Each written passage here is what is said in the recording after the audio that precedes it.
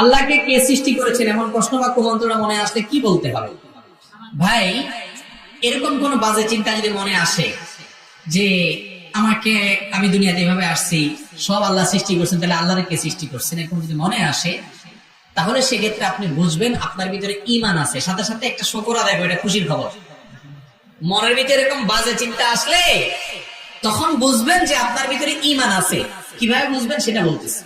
একবার এক সাহাবী, তিনি রাসূল আকরাম সাল্লাল্লাহু আলাইহি ওয়াসাল্লামকে এই কথাটা বলেছেন, ইয়া রাসূলুল্লাহ, আল্লাহ সম্পর্কে আমার মনে বাজে চিন্তা আসে। তখন নবী সাল্লাল্লাহু আলাইহি ওয়াসাল্লাম বলেছেন যে যাকা নাফসুল ঈমান, এটাই তো ঈমান। ভাই, যে ঘরে সম্পদ আছে সেখানে চোর যায়, যে ঘরে সম্পদ আছে সেখানে, যেটা নাস্তিক ওটার মনে এগুলো আসে না, যেটা বেঈমান ওটার মনে এগুলা। আপনি আল্লাহর প্রতি ঈমান আনছেন, দেখো যে ইবলিস ও তো বসে নাই, ও আপনার মনের ভিতরে খোঁচায়। কি করে খোঁচায়? এই কথা ঢুকায়, ওই কথা ঢুকায়, এই কথা আপনার ফুসলায়, ওই কুমন্ত্রণা দেয়, বিভিন্ন রকমের ডিস্টার্ব আপনার মনের ভিতরে করে, যাতে করে আপনি বেঈমান হয়ে যান।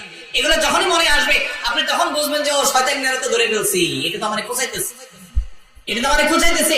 সাথে সাথে তখন বলবেন আমানতু বিল্লাহ। কি বলবেন তখন? আমানতু বিল্লাহ। আর বাম দিক দিয়ে তিনবার থুতু ফেলবেন, মানুষটা দেখে ফেলায় না। থুতু ফেলানো মানে আমার গালমর্তি থুতু না, একবারে শুয়ে আগে যেরকম তিনবার ফেলে আমানতু বিল্লাহ পড়বেন। কারণ বাম দিক থেকে শয়তান মানুষকে এই কুমন্ত্রণাটা অ্যাটাকটা করে। বুঝতে পেরেছেন? এই জন্য হাদিসে নবী সাল্লাল্লাহু আলাইহি ওয়াসাল্লাম আমাদেরকে শিক্ষা দিয়েছেন আল্লাহ সম্পর্কে বাজে চিন্তা আসলে চিন্তা করবেন। এবার আসেন মূল এই প্রশ্ন উত্তরে। আল্লাহকে কে সৃষ্টি করেছেন, এই প্রশ্ন যে করতেছে তার এই প্রশ্নটার গোড়ায় ভুল। কেমনে গোড়ায় ভুল আমি বলি। আল্লাহ কি সৃষ্টি না স্রষ্টা?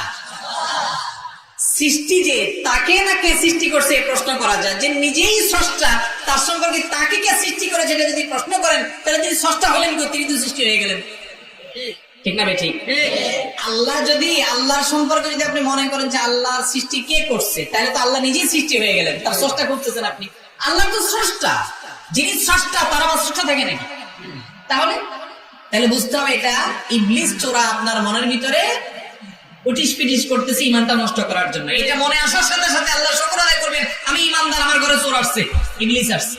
সাথে সাথে আমানতু বিল্লাহ, আল্লাহর প্রতি আমি ঈমান আনলাম, বিশ্বাস করবেন, দেখবেন যে পালাইছে শয়তান। আল্লাহ তাআলা আমাদেরকে হেফাজত করুন। আমিন।